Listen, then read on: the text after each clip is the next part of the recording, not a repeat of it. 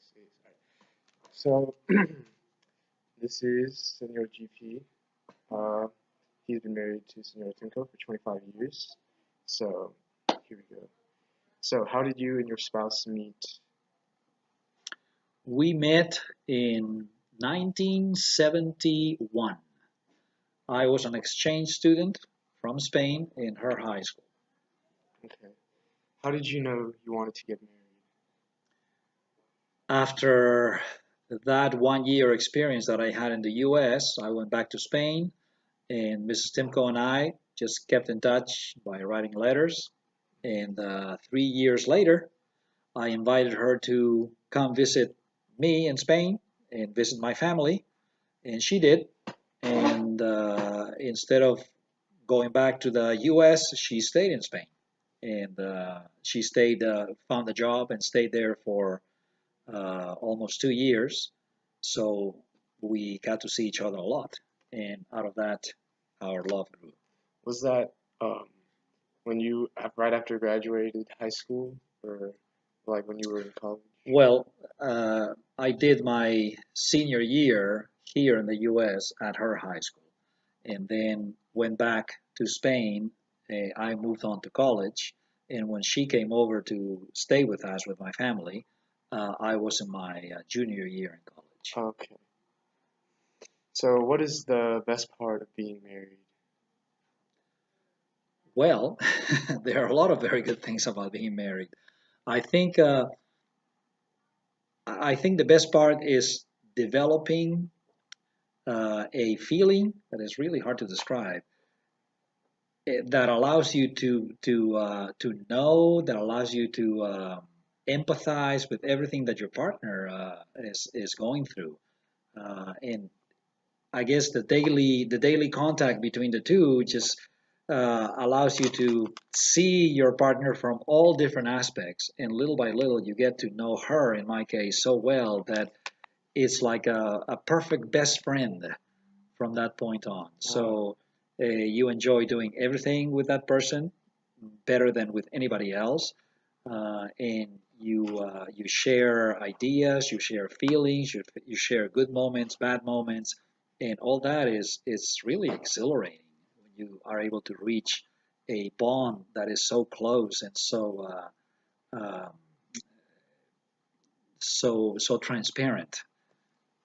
Wow. That's so. What is the most challenging part of being Well, the most challenging part is also the same thing. married? While the day-to-day life allows you to get to know the person well and to create those strong bonds, at the same time, the day-to-day life creates friction. That happens with anybody. With any time that you share time with people at any level, not within a marriage, at any level, you're going to have times of friction. And in marriage, the same thing happens. And the good thing about marriage is that as your bond grows stronger and more transparent, and you know the person better and better, then those bad moments are minimized. They become fewer and fewer and fewer because you already know, you already expect what your partner's answer is going to be, what your partner's needs are, and eventually it's it becomes a very easygoing type of relationship. But you have to go through uh, years, and in my case, it was years. I assume that other people might be able to do it faster, but years that really every now and then throw at you a moment of friction that you have to work out with your partner. Hmm. So, was anything different about the marriage than you expected it to be?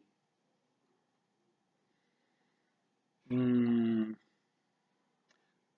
maybe not really, not really, but perhaps one thing is that reaching that state of, let's call it state of perfection, takes a long time. You have to work at it very hard and over many many years. It's not you get married and everything is honky dory and everything flows. No, you have to work at it, and it takes some time. Perhaps that was one thing that I didn't realize before I got married, or perhaps the expectation was that it would be a lot easier as soon as you got married. And no, it's still something the relationship has to be worked on by both.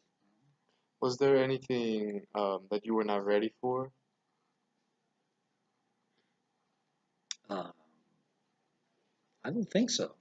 I don't think so. I mean, life throws things at you, and you and your partner have to decide how you're going to attack those things, how you're going to handle them.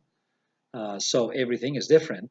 You can't plan in advance everything that's going to happen. But I knew that it was going to take that working with your partner. So it was within my expectations. Um, the specific things that happened to her and me, obviously, I didn't know what those were. But the fact that we were going to have to deal with different aspects of our relationship and our life and in our work, it was within the realm of my thinking, and I think hers as well. Mm. So, what are some of the difficult times that you've experienced during the marriage that you're comfortable with sharing? Well, when you're single, you're a little selfish. Your time is entirely yours, and what you want to, the decisions to make are entirely your responsibility. And all of a sudden, you have to share all of that. You have to share your time. You have to share your decision making. You have to consider what other people or the other person thinks, and it takes a while getting used to that. Um, I don't know. For instance, when right after getting married, my wife and I, one of many things, but vacationing, going on vacation, we had to sit down and decide what. Can you pause that for a second? Yes. Yeah,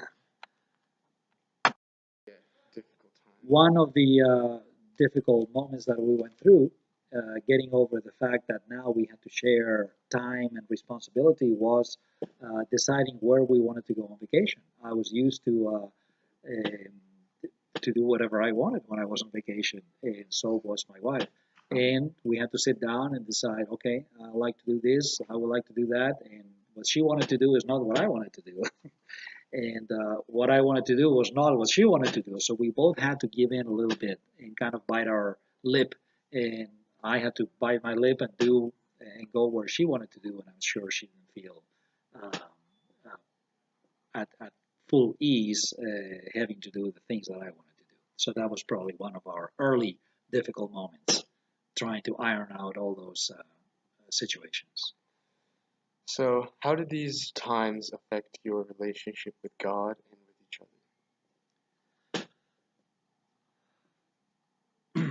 Okay, pause that for a second. I think the our relationship with God, which was also something we had to get used to, because, for instance, my wife had a much stronger relationship with God than I did um, before we went into marriage.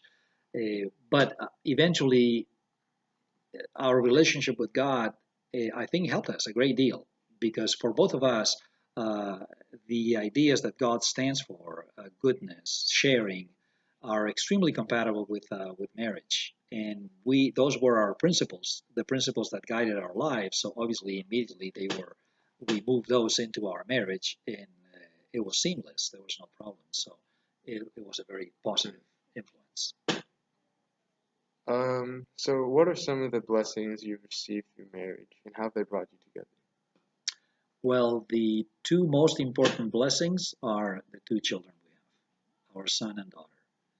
And I think with any couple, when you have a child, the uh, the relationship that you have with your partner is grows 100-fold because now it's not just you and her or she and I, but now there's a third person that you've created together, and the bonds, you're willing to do everything for that person. Both of you are willing to do everything, and that brings you so much closer. And the bonds are so strong. And the idea that we have of marriage is, Mrs. Timko and I, is that it's forever. Mm. We went into it when we knew it was going to be forever. So those bonds, not only are they strong, are everlasting.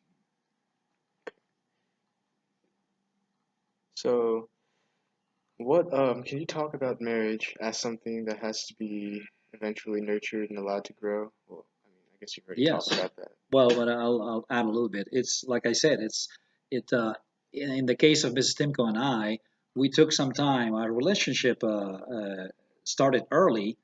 We were only 17 when we met each other, and we continued our relationship at different paces. Eventually got married also a little early, but from the very point, from the very moment, we knew that that was it, that our marriage is exactly what we wanted to do and that it was going to last forever. I know it sounds hokey, but that's how we really felt. And um, I'm sorry, I lost track. Yeah.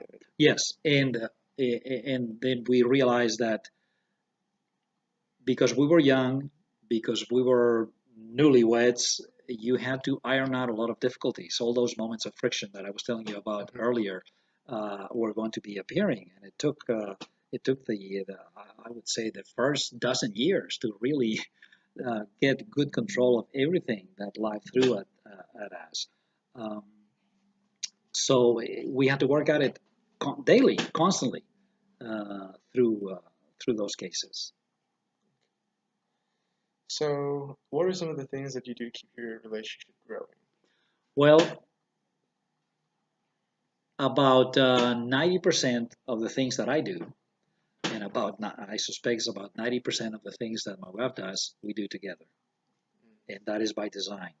Uh, well, it's by design, but also by chance because she happens to enjoy the things that I do, and I happen to enjoy the things that she does. So, but we have decided that that's what we want to do. So that working at the strengthening of bonds is daily, but also within the day at every activity that we do. We cook together, we go out for walks together, we when we read books, we share the books. I discuss the book with her. She does the same thing with me. Entertainment, movies, TV, we seem to enjoy the same thing, so we always do. We might be an unusual marriage, but we always do just about everything together. What role does God play in your Well, I think I talked a little bit marriage? about that. That we for us, God was a set of principles that we wanted to guide our lives, and marriage being part of our lives. So goodness, sharing, empathy, respect, all that was the principles that we had before we got married. They were transferred into our marriage seamlessly, and we feel that all those principles of goodness are what represents God in our life and in our marriage. So, if you okay, what effect do your children have on your marriage? Well, I think I also explained that before. Is ex, strengthening the relationship that you have with your partner a hundredfold because of that new life, that dear, dear, dear new life that you have created. So in our case, with our two children, that happened twice, and that's why I said before that those are the two best things that have happened in our marriage from beginning to end. And we have been at it for a long time. We have been married for 47 years. So, what advice could you give to young people thinking about marriage? Well, I would not get into marriage quickly. I would. This was perhaps not what happened to us, but having now been married, that's what I would do. There's always time to get married. I think you and your partner have to really know or really feel that that is the person you want to spend your life with. And if you do that as a very, very young person, you're likely to make well, likely. It is very possible that you could be making a mistake. So you have to go through a long period during which you're considering the possibility of marriage, and you strengthen that relationship to the point that it makes you realize that you do want to marry that person. So my advice would be don't put the foot on the accelerator of marriage. Just wait. Yeah. Wait until you reach the point that you know. Because I think that so many people get married so quickly because of that emotion, that passion that they feel early, but then time passes a little bit and they realize that perhaps not everything was there that was needed for a marriage. And so many people get a divorce, I think, for that reason, because they really were not ready for a marriage when they thought they were. So they need to give it a little more time. Okay. So, just a question for my own curiosity. So, what was it like in the relationship with both of your native languages? Like, they were different. Who had learned Spanish first? I know you learned English first, but um, Well, when how was when my that? wife, when both Mrs. Timko and I have always been interested in multiculturalism and languages. So the breeding ground was already there. And when Mrs. Timko came to Spain to live for almost two plus years, obviously she had to use the language because she was surrounded by people that only spoke the language. Now this is in the 70s, and not as many people spoke English then as they do now. So she was really forced. She was immersed and forced to into using the language. So in a matter of a year or so, she really spoke it very fluently. I had already picked up the language with my 1 year of living here in the U.S. as an exchange student, and I really made a point of only using English. So I think when I finished my year, I was also quite fluent in the language. Okay. So I got English first because I had the first chance, but she picked up Spanish quickly and easily when she had her chance. So, at home, do you speak mainly Spanish or English or half? Well, until our children were born, we spoke either language, whatever we felt like speaking, whatever came to mind first. After our children were born, because we wanted them to be bilingual, we only spoke Spanish, Okay. so that they were exposed to every situation, every conceivable circumstance in Spanish, because we felt that was the only way of them becoming completely bilingual, not just understanding Spanish, Yeah. but completely bilingual. And then we also made an effort to vacation my family that lives in Spain, to spend time with my family so that they would know their Spanish ancestors, and also they would be exposed to other people speaking the language, not just their Mhm. parents. So, did you speak to your kids Spanish? Yes, Oh, from the okay. moment they were born, only That's Spanish. that's why I didn't learn Tagalog because my parents spoke to each other in Tagalog, and we all went to the Philippines and everything. But when I was directly addressed, no one spoke Tagalog to me. They only spoke English, so that's why I didn't know. Oh, I was like, 'cause you were saying that like the youth only spoke Spanish to each other, so that the kids would be bilingual. It's like, right. oh, my parents only spoke Tagalog to each other, but I never learned it. I had to teach myself. But Well, we yeah, we spoke Spanish, and then we always addressed the kids in in Spain, Spanish, yeah, and we the expectation from the moment they begin learning is to respond in Spanish. speech was to Spanish. Uh, As a matter of fact, it wasn't until they were about 6 or so that they began to master the English language.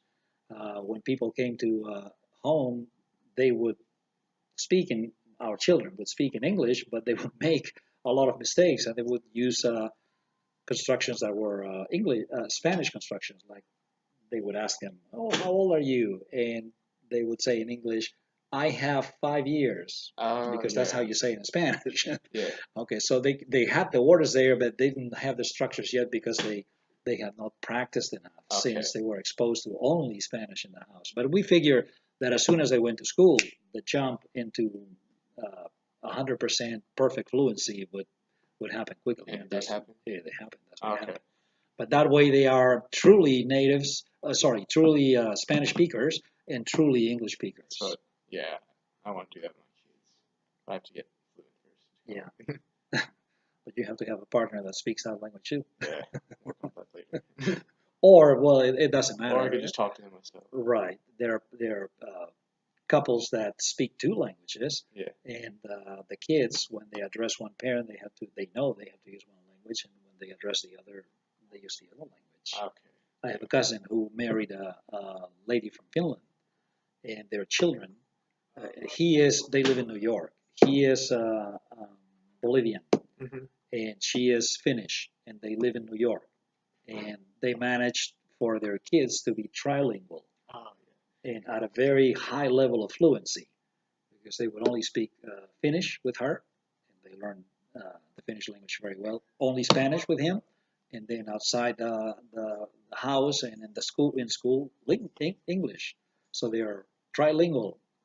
It's amazing. It's wonderful.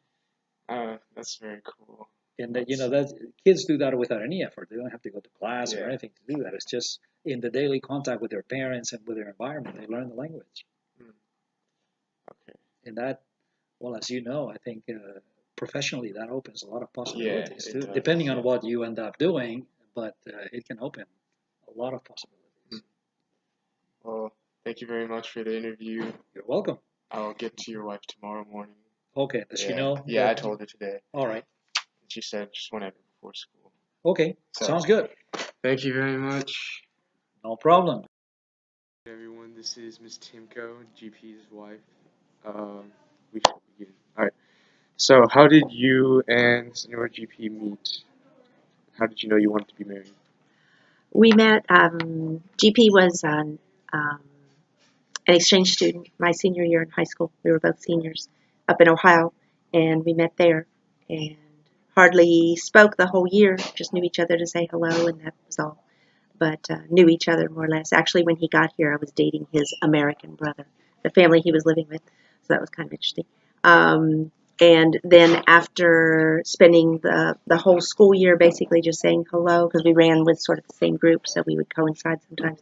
But then the last month that he was here in the United States, he invited me, a month before he left, he invited me to a Spanish club picnic, of all things.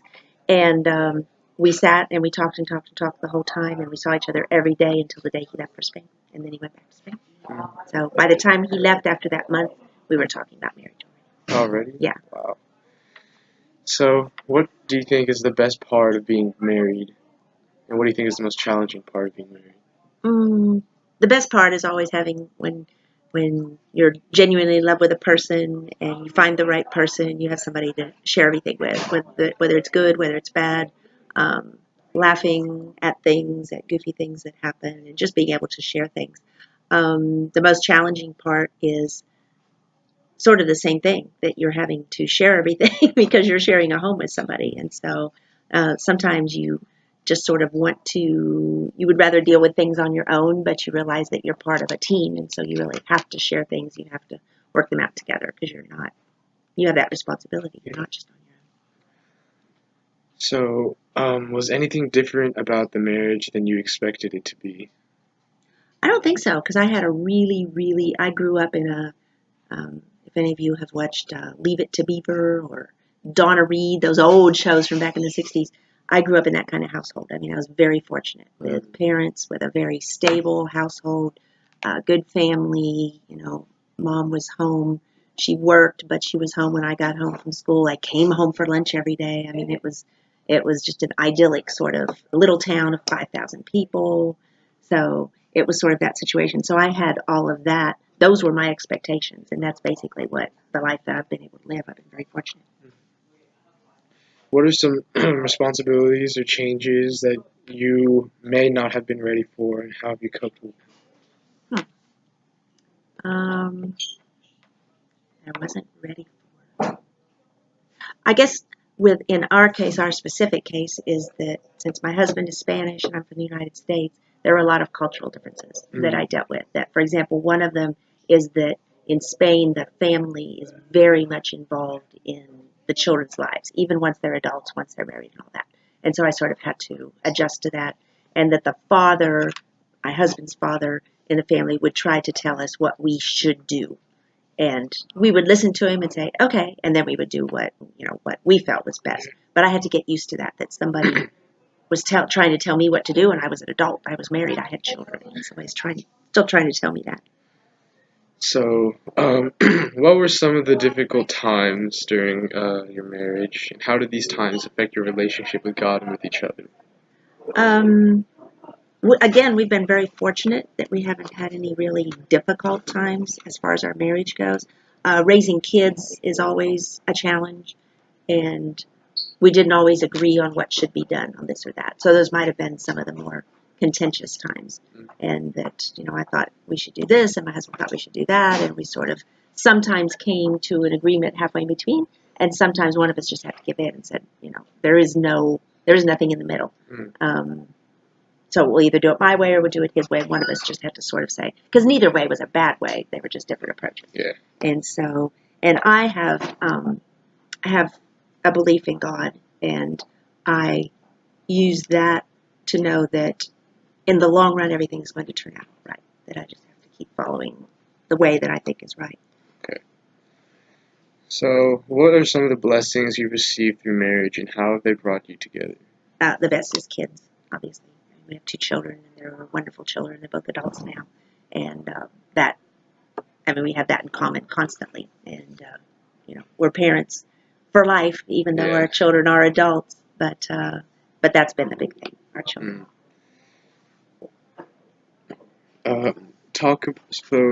Could you talk about marriage as something that has to be continually nurtured and allowed to grow? Oh, yeah, because we change. People change. You all, of course, are high school students, and you'll be changing a lot through time. But even as adults, you still continue changing. You continue changing your positions on things, the way you think, the way you form your opinions. And so what you hope is that in a marriage is that you both change, still going in the same direction. Not that you agree on everything. That's never going to happen. It shouldn't happen. But that you both grow still going in the same direction with the same common goals. That's the important thing. What are some of the things that you do to keep your relationship growing?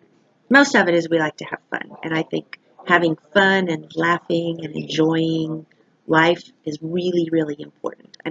There are things that happen in our household that some people get mad or upset, just silly things, but people get upset and frustrated with, and we just kind of try to laugh it off because in the whole scheme of things, we understand that these things are really not important. The important thing is that both of our children are healthy, they're good people, they're leading good lives, that where we have good health, that we have a wonderful position, we have good jobs, we're happy in our lives.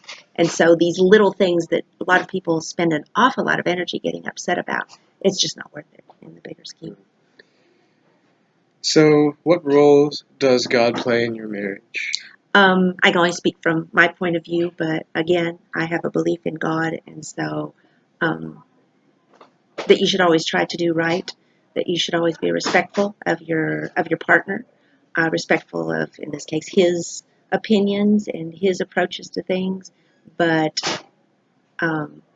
also willing to share what I think so that we come to an understanding between us, we come to a compromise, and mostly just leading us to do the right thing in life. How have your children affected your marriage? Most of the time, children, I think, bring you together as a couple, but there are times when, like I mentioned before, that you might, whatever the problem is with a child, that you think, well, I think we should do this. Taking something simple like, should our son or daughter be able to use the car tonight and not be home until 1 o'clock in the morning? And maybe I say no, and my husband says yes, and so we come to sort of a compromise and work it out, and then sit down with either our son or daughter and tell them what we've decided, because there has to be a united front. It always has to, with parents, there always has to be a united front. And then there are other times when there really is no compromise. There's nothing in between that has to be this way or that way.